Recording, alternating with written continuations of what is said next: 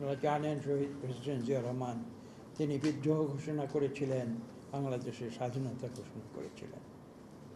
তখন সেই স্বাধীনতার শক্তির পক্ষে দাঁড়িয়েছিলেন, প্রতিবাদ করেছিলেন এই আখতারুল আলম, যে কারণে তাকে তখন ক্যান্টনমেন্টে বন্দি করা হয়েছিল।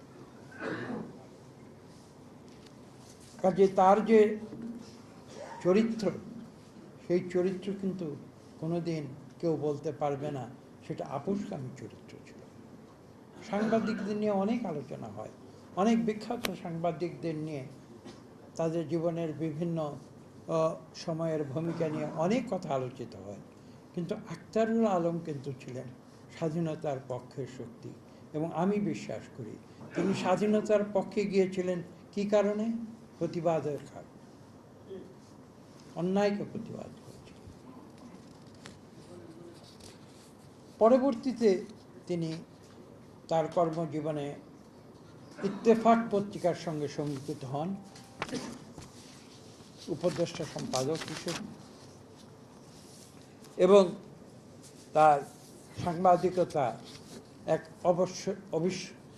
অবিস্মরণীয় পর্যায়ে এবং প্রাজ্ঞ পর্যায়ে উপনীত হয়।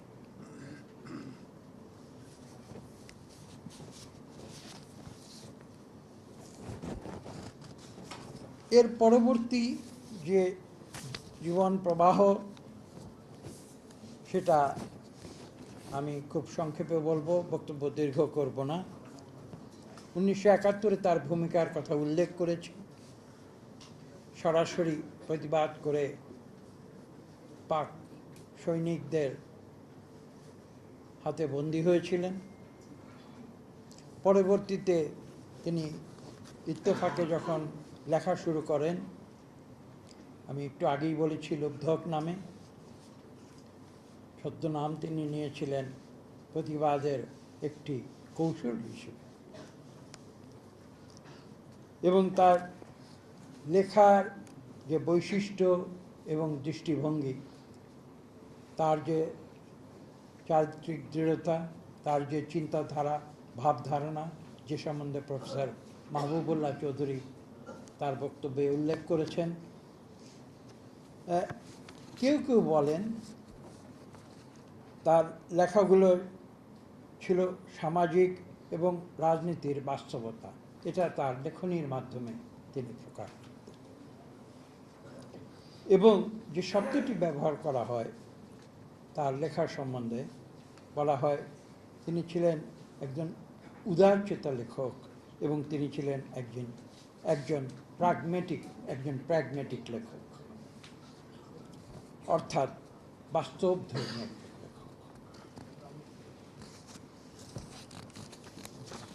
আমি তার জীবনের যে দীর্ঘ ঘটনাগুলো, সেগুলো নিয়ে অনেক বিস্তৃত আলোচনা হয়তো আজকে করতে পারবো না সময়ের অভাবে। এখানে অনেকে বক্তব্য রেখেছেন, চমৎকার বক্তব্য, এবং বিভিন্ন দৃষ্টিভঙ্গি থেকে প্রায় প্রত্যেক বক্তা ভিন্ন ভিন্ন দৃষ্টিভঙ্গি থেকে বক্তব্য রেখেছেন। আমি তাদের প্রতি শ্রদ্ধা নিবেদন করছি, বক্তাদের প্রতিও। এবং অনেকে কিছু প্রশ্ন তুলেছেন যেটা যুক্তিসঙ্গত। আজকে জনাব আখতারুল আলমের যে মৃত্যুবার্ষিকী, 2010-এর পরে আছে 2026, আমি আমার অক্ষমতা ক্ষমা করবেন, আমি কিন্তু আজকেই প্রথম তার মৃত্যুবার্ষিকীতে এসেছি 16 বছরের মধ্যে। আমি জানি না এর আগে কতবার তার মৃত্যুবার্ষিকী কোথায় কখন পালিত হয়েছে বা কবে পালিত হয়েছে, আমাকে ক্ষমা করবেন, হয়তো আমার অজ্ঞতার জন্য ক্ষমা করবেন, আমি জানি না। কিন্তু আমি তো একেবারে একজন এমন মানুষ নয় যে বাংলাদেশের খোঁজখবর রাখি না, পত্রিকা পড়ি না। যদি কিছু আলোচনা হতো তার জীবনী নিয়ে, হয়তো আমরা জানতাম, আমরা হয়তো অংশগ্রহণ করতাম, অথবা আমরা শ্রদ্ধা জানানোর জন্য আসতাম, কিন্তু সেরকম কিছু কিন্তু আমরা